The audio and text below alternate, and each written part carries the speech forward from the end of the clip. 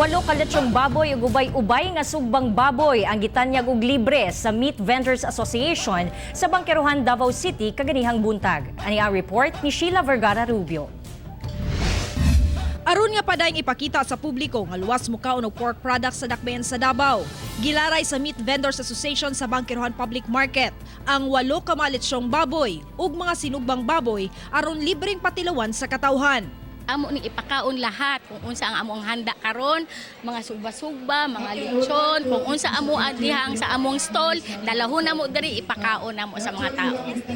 Kahinumduman nga apektado ang mong asosasyon sa kanihit sa mga namalit og baboy karon tungod sa kaso sa African swine fever. At tubangan sa mga opisyales sa NMIS, DA, CityVet ug uban pa, gipaniguro nga luwas mukaon og baboy ug nga hugtanon kining ginapailam sa inspeksyon. Or ang atong hog producers, sila gyud ang maka-assure sa tuwa kay sila may mag-produce ng karne. Kanya na po ang atong mga market vendors, suki naman nininyo sila po mismo gitaya po nila ilang pangalan. Kapin 200 sa mga sakop sa mga asosasyon sa palengke sa Bangkerohan.